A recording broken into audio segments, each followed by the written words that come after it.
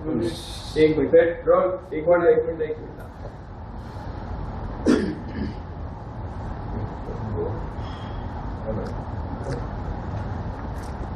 Sir Nitesh Rane आज मुंब्र्यामध्ये आले होते. त्यांनी पुन्हा एकदा वक्तव्य केलेलं आहे की आजपासून जे आहे ते मुंब्रा देवी असं म्हणावं आणि हिंदूंनी जे आहे तिथे घाबरू नये की तुम्हाला संरक्षणासाठी मुख्यमंत्री मंत्रालयामध्ये बसले असं एक वक्तव्य त्यांनी केलं. पुन्हा असे कोणीच घाबरत नाही. ना हिंदू घाबरतात, ना मुसलमान घाबरतात, ना शीख घाबरतात.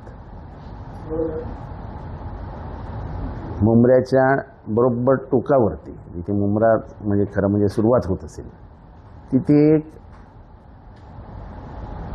स्वातंत्र्यपूर्व काळापासून एक शिखांची वस्ती आहे. कोणाला माहिती आहे का? रेतीबंदर नावाच्या भागामध्ये तिथे गुरुद्वारा आहे. कोणाला माहिती आहे? मुंब्र्यामध्ये अनेक वर्ष आगरी समाजाची, कोळी समाजाची शेती होती. मुंब्र्याला दंगलीचा इतिहास नाही. हे एक ऐतिहासिक शहर आहे.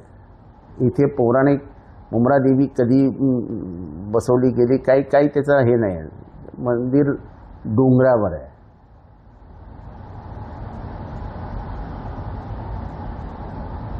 कुठल्याही मुंबईतल्या किंवा कुठेही झालेल्या दंगलीचा स्पर्श कधी मुंब्र्याला झाला नाही. इथे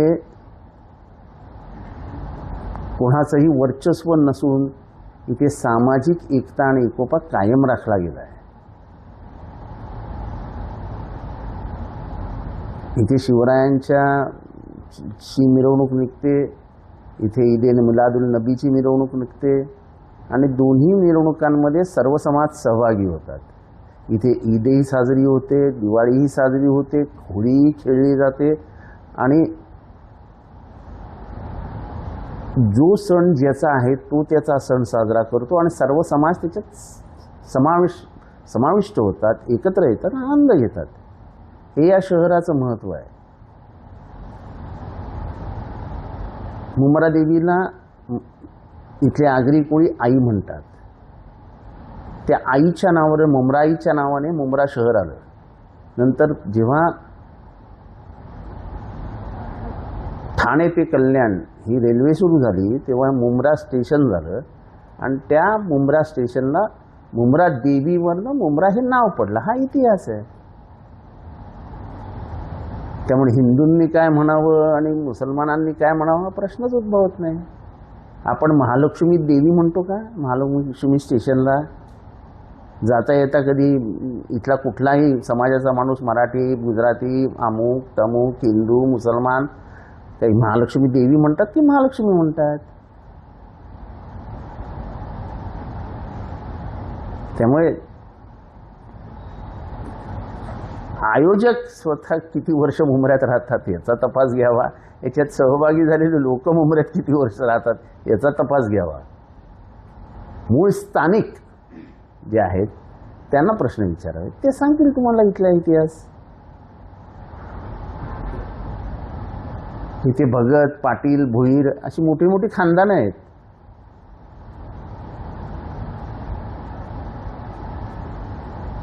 इथल्या मस्जिदीमध्ये स्वातंत्र्यपूर्व काळात गांधीजी व मुंबईतनं पुण्याला गेले होते तेव्हा त्या मस्जिदीमध्ये थांबून चहा प्याले होते त्यात इथल्या मौलाना बरोबर. हा इतिहास आहे. मुंब्रा देवीला आजही पूर्ण भारतातनं भाविक येतात. तिथे त्यांचं जे काय श्रद्धेनुसार पूजा करतात. या शहराचा इतिहास, या शहरासारखा एकोपा कुठेच नाही आहे. त्याच्यामुळे मला ह्याच्यावरती काही जास्त भाष्य करावंसंच वाटत नाही.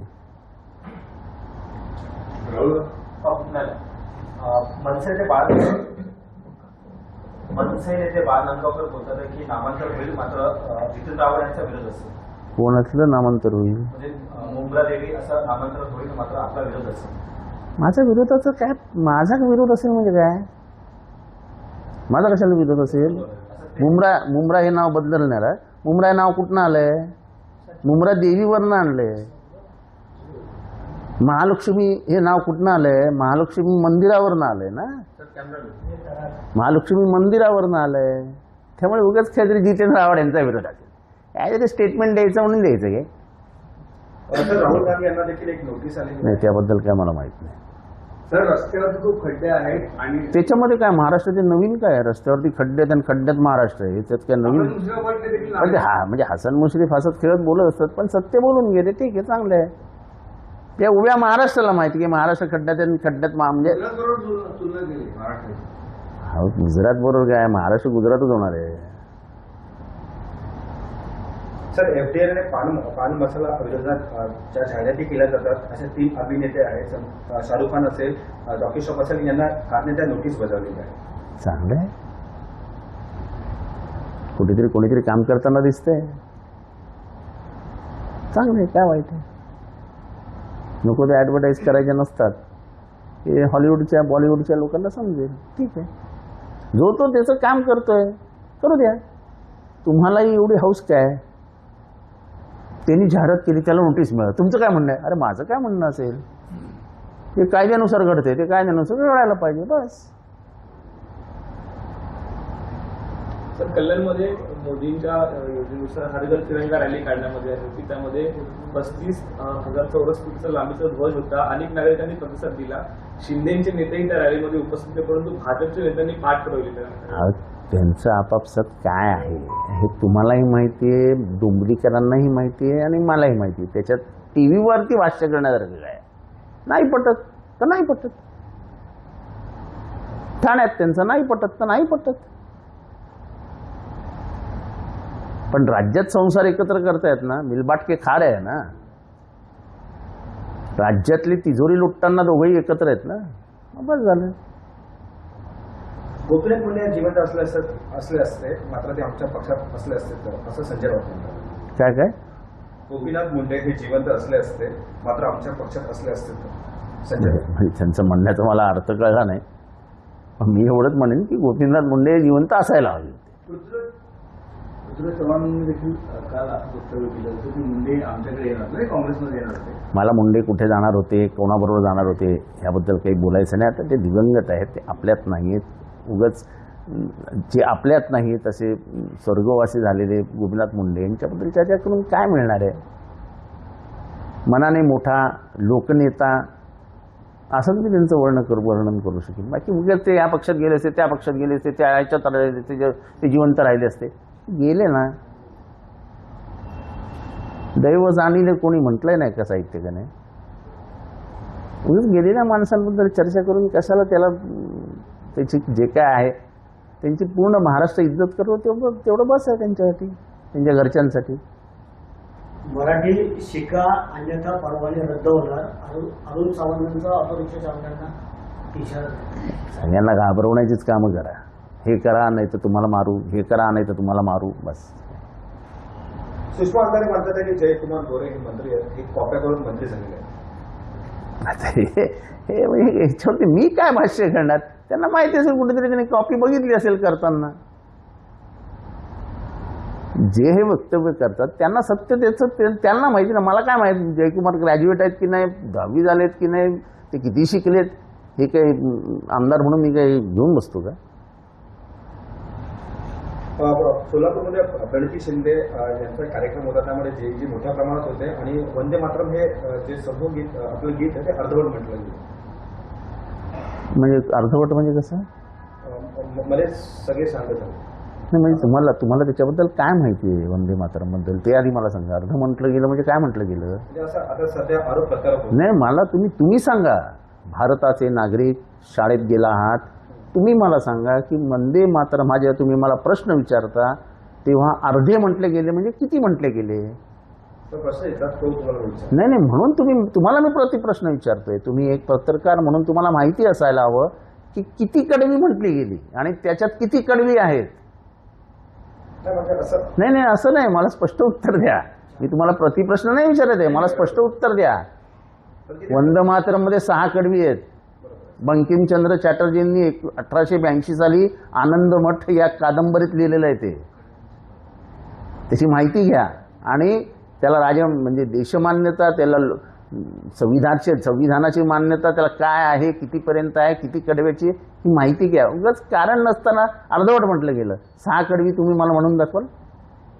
तुमच्यापैकी एकानेही मला आनंदमठ या कादंबरीतील वंदे मातरमची 6 कडवी म्हणून दाखवली. आपल्याला शाळेत जे शिकवलं गेलं लहानपणापासून जे आपल्या मुखात आहे ते आपण म्हणतो. ते उगाच प्रणिती शिंदे म्हणजे तिला बिचारीला कॉन्ट्रोवर्सीत घेऊन यायचं काय हे बरोबर नाही. सर, देशामध्ये गोंधळाची परिस्थिती आहे. जेनझी देखील अनेक प्रियकर प्रेयसी म्हणतात, अनेक जण पिढ्या फुटतात, असं एक वक्तव्य बाबा रामदेव यांनी केलं. त्या बाबा रामदेवला मारा गोळी हो, त्याला काय काय त्याला म्हणजे त्याला काय समजतं का स्वतःला? कोण बिड्या फुकतं काय फुकतं? त्याच्या वक्तव्याला काय अर्थ असतं?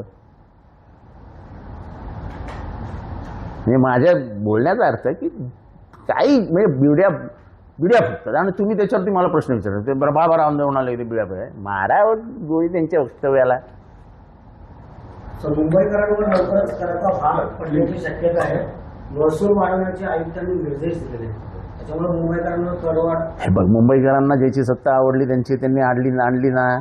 आता ते जे करतील ते बघा, अजून काय बोलणार? आता तुमच्या हिच्यासाठी सांगतो मी, बाबा रामदेवांच्या वक्तव्याला गोळी मारा असं म्हटलं, लगेच चालवू नका बाबा रामदेवांना मारा गोळी. जितेंद्र आव्हाडांची जीभ घसरली, आधीच क्लिअर करून ठेवतो. सर, नीतीश राणे आज मुमरा में आए थे, उन्होंने एक विधान किया है कि मुमरा का देखो ऐसा है कि मुमरा का जिसको इतिहास मालूम है वो इस पे ध्यान भी नहीं देगा. आप जब मुमरा स्टेशन उतरते हो, जब आपकी नजर ऊपर जाती है तो बराबर ऊपर एक आपको देवी का मंदिर दिखेगा पहाड़ पे, वो मुमरा देवी है. जब रेलवे शुरू हुई तब से ये मुमरा गांव था. ये आगरी कुली समाज और कुछ मुसलमान यहाँ रहते थे, उनका ये गांव था. खेतीबाड़ी होती थी यहाँ, धान की खेती होती थी बारिश और खाड़ी के वजह से. ये इतिहास है. ये मुमरा कोई नाम किसी ने आके रखा नहीं है. ये उसको आई बोलते, वो माँ थी ना, त्या आई वर्ण मुमराईच्या वर्ण हे मुमरा स्टेशन का नाम रखा गया. तो ये किसी आके मुसलमान ने, किसी आके सिख ने नहीं रखा है. मुमरा एक ऐसा शहर है जिसकी शुरुआत गुरुद्वारे से होती है. जाइए, आपको भी नहीं मालूम होगा. यहाँ 100 साल पुराना एक सिखों की बस्ती है. उसके बाद आता है मुमरा, दीति बंदर के बाद. यहाँ पुरानी खेती है, अब खेती नहीं रही. हिंदू मुसलमान यहाँ कभी भी दंगे की कोई इतिहास नहीं है. इतिहास ये बताता है कि यहाँ पे कौसा में एक मस्जिद है जो 450-500 साल पुरानी है, जिस मस्जिद में पूना जाते वक्त महात्मा गांधी खुद रुके थे और उन्होंने जाके अंदर चाय पी थी. ये इतिहास है इस शहर का. इस शहर में जब भी जुलूस निकलता है, चाहे वो शिवाजी महाराज का हो, चाहे वो अंबेडकर साहब का हो, चाहे वो ईद मिलादुल नबी का हो, सब समाज इकट्ठा आते हैं और जुलूस में शामिल हो जाते हैं. हम खामोखा क्यों इसके ऊपर बात करते हैं मुझे पता नहीं है.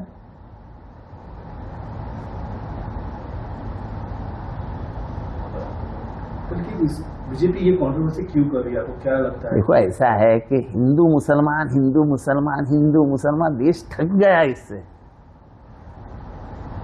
देश का जेनजी नहीं चाहता. ये देश का जेनजी सवाल पूछ रहा है नौकरियां कहाँ है. देश का जेनजी पूछ रहा है हमारी शिक्षण पद्धति में बदलाव कब होगा, ये पेपर लीक कब होगा, ये घोटाले कब बंद होंगे, रास्ते कब सुंदर बनेंगे. कोई भी नौजवान नहीं चाहता कि धर्म और जात के नाम पे तुम भड़काऊ भाषण करो. ये भारत जो 1947 में आजाद हुआ, वहां पे खरगे जी भाषण करते हैं तो वहां जाके तुम शुद्धिकरण के लिए पूजा करते हो. ये भारत है? अरे यही भारत था जिसने अंबेडकर को स्कूल के बाहर बिठा दिया. उसी अंबेडकर ने तुमको संविधान दिया और समता लाई. यही वो अंबेडकर है.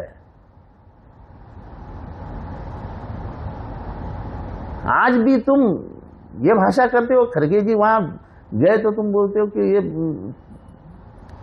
इसको पावन करना चाहिए इस जगह को। कैसे होगा?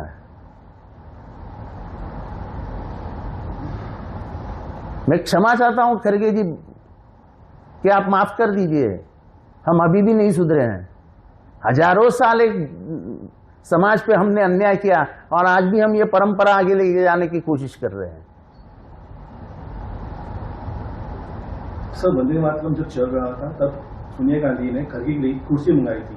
उस वक्त का वाक्य ये था, बीजेपी इस पे कंट्रोवर्सी करी। तो ऐसा है कि वंदे मातरम पे कंट्रोवर्सी क्यों कर रहे हैं, इसकी जानकारी मैंने आपको सवाल पूछा ना कि आनंद मठ में लिखी हुई वंदे मातरम आप में से कोई भी 6 उसके पूर्ण आनंद मठ का वंदे मातरम आज मुझे बोल के दिखाइए। स्कूल में क्या सिखाया गया, कहां खत्म होता है?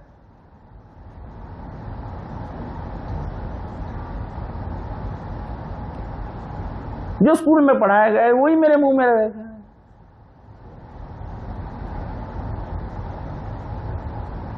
आप अगर कहोगे कि अभी आनंद मठ में 6, अरे क्या इसके ऊपर बात हुई? राजेंद्र प्रसाद जी ने क्या कहा इसके ऊपर? स्वतंत्रता के बाद इसमें क्या बदलाव आए? जनगण मन क्या हुआ? वंदे मातरम को क्या हुआ? इतिहास की जानकारी ही नहीं रखनी और फिर इसके ऊपर बात करनी, मैं नहीं बात करना चाहता हूं क्योंकि मुझे इतिहास मालूम है। जाइए आनंद मठ कादंबरी पढ़िए, ये पहले गीत सार्वजनिक जगह पे कहां गाया, इसका इतिहास मालूम करिए। किसी को कुछ मालूम नहीं आता, पता नहीं है, बात करो, अंगार लगा डालो, बस हो गया, काम हो गया। 4 दिन आप टीवी वालों को भी काम मिल गया, अपना भी काम हो गया। सर, राहुल गांधी को नोटिस भेजी गई, वो छोड़ो, मेरे को ऐसा है, इडियट बोलने के ऊपर कि सर मुझे मैंने वो नोटिस ना तो पढ़ी है ना देखी है, मुझे पढ़ने दो, उसकी जानकारी लेने दो, फिर उसके ऊपर बात करेंगे। सर, रामदेव बाबा ने कहा था कि 90% जो नौकरी होती है, देखो रामदेव बाबा, सर रामदेव बाबा ने ये कहा था कि 90% भ्रष्टाचार हो रहा है सरकारी नौकरी में। आप इस भाषण को किस तरह से देखते हैं? ऐसा है, रामदेव बाबा जैसे बाबाओं के ऊपर बात क्यों करनी? ये अनपढ़ जाहिल लोगों ने इस देश को बर्बाद कर दिया। जितनी जमीनें आपने ली है रामदेव बाबा, सरकार पे ऊपर दबाव लाके वो वापस कर दीजिए। कितने करोड़ों के घोटाले आपके नाम पे, वो जरा देखिए। मैं मुंडे साहब को कहूंगा कि रामदेव बाबा की जो दुकान है वो जरा देखिए, इसमें जो मिलता है उसमें क्या मिलावट है वो जरा देखिए। ये काय का बाबा है? कौन सा बाबा है? अरे हम गाड़गे बाबा को जानते हैं, हम साईं बाबा को जानते हैं, हम ज्ञानेश्वर बाबा को जानते हैं, हम तुकाराम बाबा को जानते हैं। ये कौन बाबा है? फ्रॉड। रामदेव बाबा कट्टर समर्थक कहते हैं बीजेपी के, उनका अरे वो छोड़ो ना, हमको वो किसके भी समर्थक हो, वो फ्रॉड है। और उस फ्रॉड आदमी के बारे में बात ही नहीं करनी चाहिए। उसको, उसके भाषा, उसके वक्तव्य को हम क्यों इतना महत्व देते हैं और क्यों उसके ऊपर बात करते हो? कोई राष्ट्रीय नेता है क्या? वो कोई विचारधारा लेके चलता है क्या? कुछ पढ़ा लिखा है क्या? London school of economics, Elphinstone college, इधर उधर से कुछ पढ़ाई की उसने? लुंगी डाल के भाग जाने वाला आदमी हो, साड़ी पहन के। ऐसे भगोड़े के ऊपर क्यों इतना हमारा टाइम लेते हैं यार? हमको भी टाइम नहीं मिलता ऐसा। और ऐसा भुगत का पैसा मिलेगा तो मैं भी बंटी बाबा बन जाऊंगा यार। सर, परिवहन मंत्री प्रताप सरनाईक यांनी इच्छा व्यक्त केली की पुन्हा एकदा राज्याचे मुख्यमंत्री एकनाथ शिंदे व्हावे। प्रत्येकाची इच्छा असते बाबा, त्यांच्या मनाची इच्छा त्यांनी बोलून दाखवली, म्हणजे नवीन खातं मिळेल, अजून थोडं काय स्वाहा करता येईल, काय प्रत्येकाची आपापली इच्छा असते यार। मलाही वाटतं की मी मुख्यमंत्री व्हावं, त्या नशीब ते बोलले मलाच मुख्यमंत्री व्हायचं, त्या प्रत्येकाला इच्छा असते, व्यक्त करतात। चांगले ते बोलले एकनाथ शिंदेंनी मुख्यमंत्री व्हावं, देवेंद्र फडणवीस ऐकत असतात ते सगळं। थँक्यू.